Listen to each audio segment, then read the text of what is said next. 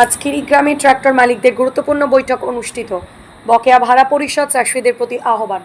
আজ কতুলপুর থানার অন্তর্গত খিরিগ্রামে ট্রাক্টর মালিকদের উদ্যোগে একটি গুরুত্বপূর্ণ বৈঠক অনুষ্ঠিত হয়। বৈঠকে ট্রাক্টর মালিকদের বিভিন্ন সমস্যা, ব্যবসায়িক স্বার্থ রক্ষা, নিরাপদ এবং নিয়ম মেনে ট্রাক্টর পরিচালনা এবং পারস্পরিক সহযোগিতা নিয়ে বিস্তারিত আলোচনা করা হয়।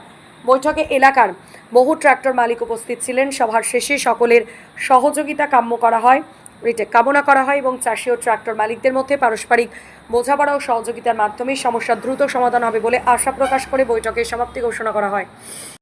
ট্রাক্টর মালিকদের একটা সংগঠন, এই সংগঠনের মাধ্যমে আমাদের যে আলোচনা হলো যে আমাদের ট্রাক্টর মালিকদের যে বকেয়া টাকা পড়ে আছে চাষিদের কাছে, সেগুলো আমাদের সব মেটাতে হবে।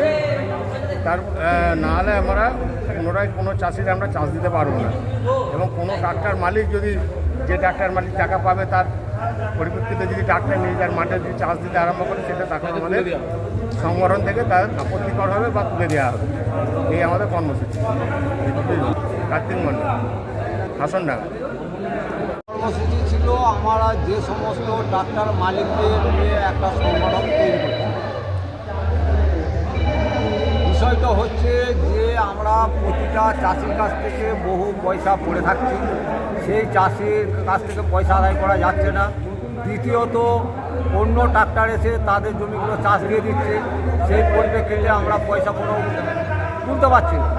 তো যাতে সেই পয়সাগুলো আদায় করা যায়, তার জন্য আমরা একটা ট্রাক্টরের পক্ষ থেকে মালিকদিকে ডেকে একটা সমাধান করা হচ্ছে যে যাতে পয়সাগুলো কীভাবে আদায় করা যায়। এবং সেই তথ্যটা হচ্ছে যে বকেয়া যদি কোনো টাকা পড়ে থাকে, অন্য কোনো ট্রাক্টর সেই জমিতে নামিতে পারবে না। যদি নামে তাহলে সেই গাড়িকে, সেই ট্রাক্টর মালিককে 7 দিন গাড়ি বস্তি করে দেওয়া হবে। আরও সিদ্ধান্ত নেওয়া আছে যে এটা আমরা পুরো পাবলিসিটি করব, পাবলিসিটি করে আমাদের এলাকা ভিত্তিক সব জানিয়ে দেওয়া হবে। 2 হচ্ছে